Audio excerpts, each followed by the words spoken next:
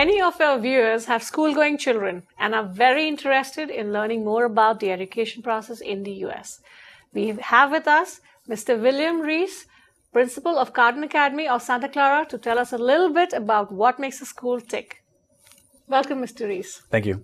So you're the principal of a private school. How can you tell our viewers the difference in how they should be choosing a private school versus a public school? First of all, I would think that you'd want to look at class size. The smaller the class size, the better. The curriculum, how that helps your child for future. Whether they promote developing a well-rounded child versus just academics. Field trips, things like that.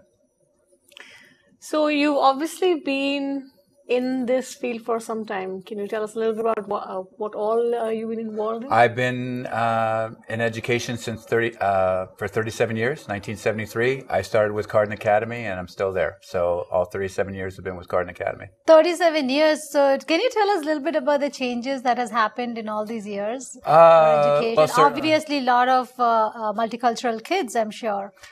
We have a well-diverse community. A nice blend of many nationalities. Technology, I certainly think, has changed over the course of the years. Homework policies, although I believe our homework policy has probably pretty much stayed the same over all these years. Great debate as far as too much homework, not enough homework.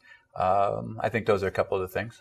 Well, I mean, most of our viewers are Asian Indians, and what do you think is our strength and how we can enhance that, and how can you help the student enhance their strengths that they have? Well, I think what I try to look at or try to promote is lifelong tools and responsibility. Give them some responsibilities at their age level. Maybe some household chores, maybe some responsibilities around the house. Organization is certainly a key as well. Being able to put their papers together without mom or dad doing it, allow them the ownership of their projects, and thirdly, I think it's independence, and allow the children to be independent, allow them to carry their backpack, allow them to walk to the classroom. I think those are the tools that we all use when we go to work, and I think those are very beneficial for the children to have. Now, kids go through different stages, elementary, middle school, and high school. And I have a kid going to high school. And I've seen the transition that happens from middle school to high school. It's very difficult to cope sometimes with that change mentally for the kid. What are some of the helpful hints and tips that you can provide? Well, I think if some of those things that we just talked about are in play, then when they go to high school, they're able to deal with those types of things because they're used to the independence. They're used to that responsibility. They're used to the organization. Whereas if mom or dad, and I say that in a very loving and kindly way, is doing it all, not that I say that you are. Mostly Indians tend to be very protective of their kids. But with that being said, if you allow those to do those types of things, then in high school, I do think they have a better adjustment because they're used to that. And then that's just a stepping stone to go to college where they really need those tools as well. Now, life is really getting more and more stressful. We were just talking about that earlier on the show. So are there ways that we can decrease the stress for children, or maybe you can teach them some tools which... Well, I think first and foremost, what we should try to hopefully stress is school is fun. Okay. And, if they make a mistake, it's not the end of the world. If they forget their homework, it's not the end of the world.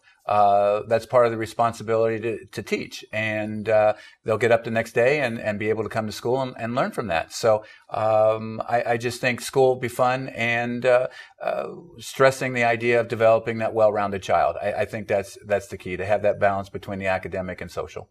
Now, parents are pushing their kids a lot, and that obviously is raising the bar.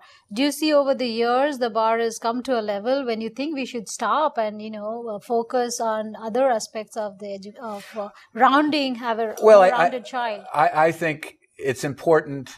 My feeling is it's important to have that well-rounded child. Because when they go to high school, these high schools that we feed to know that our children are well prepared, but they're looking for well-rounded children. because when they get to high school, they may want to participate in drama. They may want to participate in speech and debate. They may want to participate in athletics. And that will give them an opportunity to do that because they know how it fits in their schedule in the junior high years as well. Obviously, we need all kinds of people in the world. We don't only want engineers and doctors. We need musicians. We need. So do you encourage kids more to excel in what they are passionate about, or you feel that the early life of education is important and they have to get past all the A's and B's and then...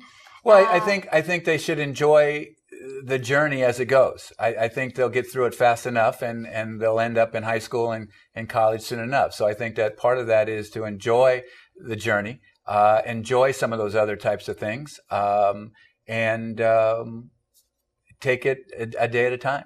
Well, as a very successful principal of a very successful school here in the Bay Area, I want you to say something to the young generation kids going from elementary to high school to middle school. Well, I just think enjoy the opportunity. Learn what you can, but most importantly, have fun. You'll get to other things in life quick enough. So I think it's just to have fun. You'll grow up quickly. Before you know it, those years go by quickly. 37 years, I don't know where they've gone. That obviously means you enjoyed them. But I enjoy them immensely. And make the best of your time. Make the best of your time and enjoy school as it is. Be a first grader, be a second grader. Don't rush it. It will get there quick enough. Thank you so much. My pleasure. We learned something about what kind of school works in your situation and also how to inculcate lifelong, healthy work habits while young. We'll be gone for only a short while, so don't stress out. We'll be right back with a special segment.